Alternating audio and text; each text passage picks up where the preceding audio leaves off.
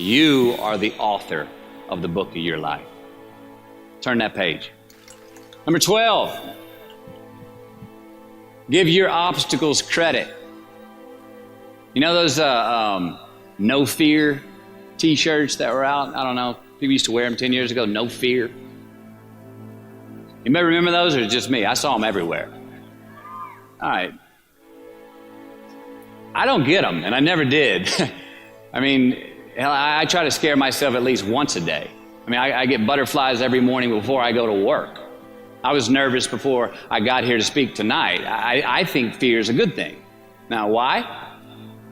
Because it increases our need to overcome that fear. All right, so say your obstacle is fear of rejection. All right, you want to ask her out, or you want to ask him out, but you fear that he or she may say no. All right, you want to ask your boss for that promotion, but you're scared he's going to think you're overstepping your bounds. Well, instead of denying those fears, declare them. Say the fear out loud. Admit it. Give them the credit they deserve. Don't get all macho and act like they're no big deal. And don't get paralyzed by denying that they exist and therefore abandoning your need to overcome them. I mean, I'd even subscribe to the belief that we're all destined to have to do the thing that we fear the most anyway, at some point. So give your obstacles credit, and you will, 1, find the courage to overcome them, or you will, 2, see more clearly that they're not really worth prevailing over. So be brave, have courage, and when you do, you get stronger, you get more aware, you get more respectful of yourself and that which you fear. Number 13.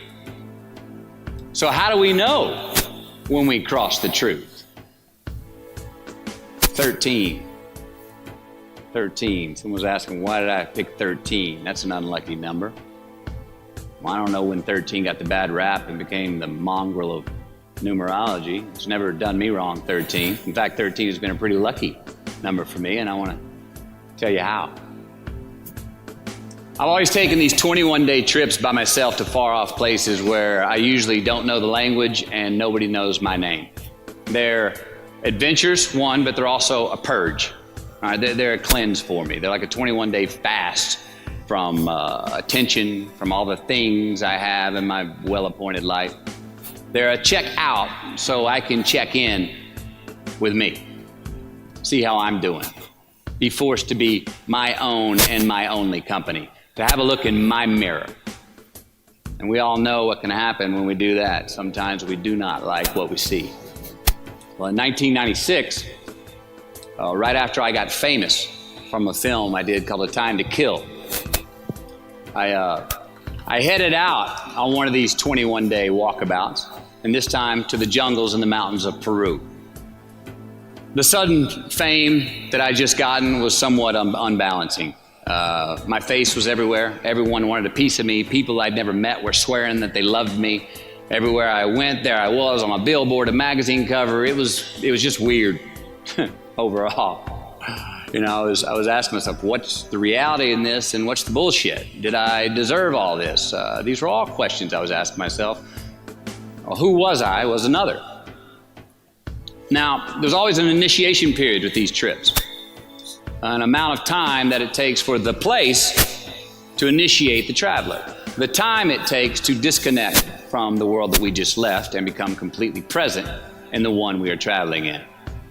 Now for me, that initiation period usually lasts about 13 days.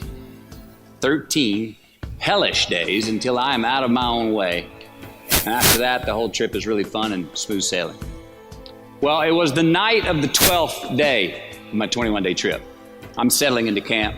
I'd already hiked 80 miles to this point, and I had a 3-day trek ahead of me to Machu Picchu. And I was full on sick of myself. Wrestling with the loss of my anonymity. I was guilt-ridden for sins of my past. I had a lot of regret. I was lonely, disgusted with my company, mine. And I was doing a pretty good job of mentally beating the shit out of myself. Anyway, grappling with these demons on this night, I couldn't sleep. All of these badges and banners and expectations and anxieties that I was carrying with me, I needed to free myself from them. Who was I? I asked myself. I mean, not only on this trip, but in this life. So I stripped down to nothing. I took every moniker that gave me pride and confidence, all the window dressings, the packaging around the product. I discarded them all. I got rid of my lucky and faithful American cap.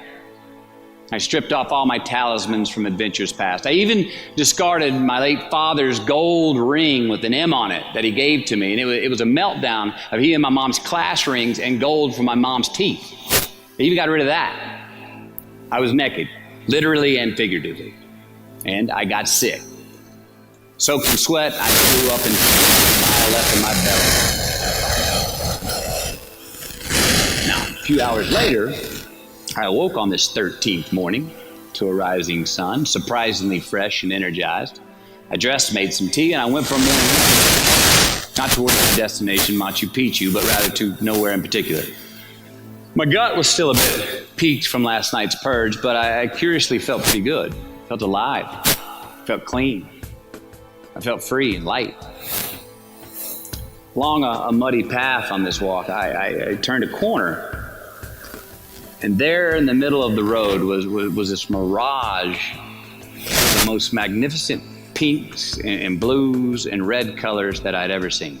It was electric, glowing and vibrant, just hovering just off the surface of the jungle floor as if it was plugged into some neon power plant.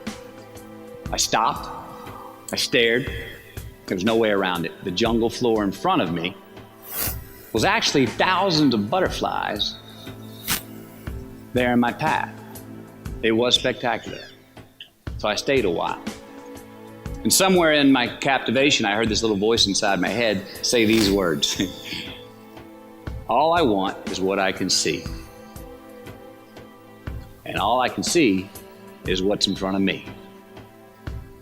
Now, at that moment, for the first time in this trip, I had stopped anticipating what was around the corner. For the first time, I stopped thinking about what was coming up next, what was up ahead. Time slowed down. I was no longer in a rush to get anywhere, and my anxieties were greatly eased. A few hours later, I returned to camp, packing for my continuing journey. Had a bump in my step. Even the local Sherpas I was traveling with, they noticed calling out to me, "Sois luz, Mateo, sois luz," which means you are light in Spanish. See, I forgave myself that morning. I let go of the guilt. The weight that was on my shoulders was lifted. My penance was paid, and I got back in good graces with my God, and I shook hands with myself, my best friend, the one that we're all stuck with anyway, ourselves. And from that morning on, the adventure was awesome. I was present. I was out of my own way.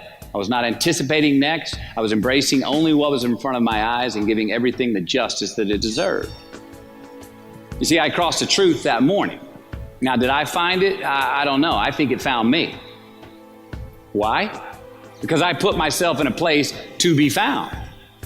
I put myself in a place to receive the truth. So how do we know when we cross the truth? Well, I think the truth's all around us all the time. I mean, I think the answer, it's always right there or right there. I think it's all around us. We just don't always see it. We don't always grasp it, hear it, access it. Usually because we're not in the right place to do so. So what do? First, I believe we've got to put ourselves in the place to receive the truth.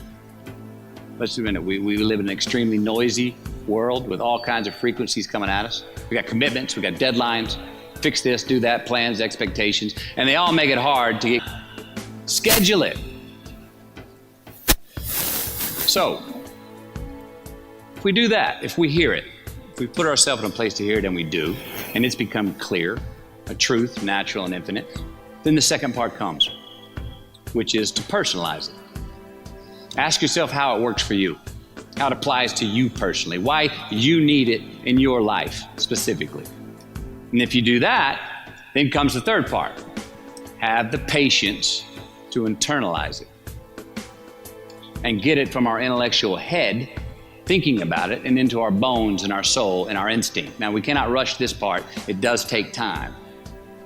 So if we get that far, we've received it, we personalized it, and we've internalized it. If we make it that far, then comes the biggie, man. This comes the fun one. Got to have the courage to act on it, to actually take it into our daily lives and practice it, to make it an active part of who we are and live it. If we can do that, all right, if we can do that, then we have what I believe is heaven right here on earth.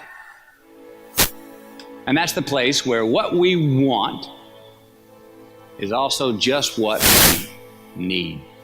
I mean, that's the ticket that I'm talking about. Thank you. Good luck. Just keep living.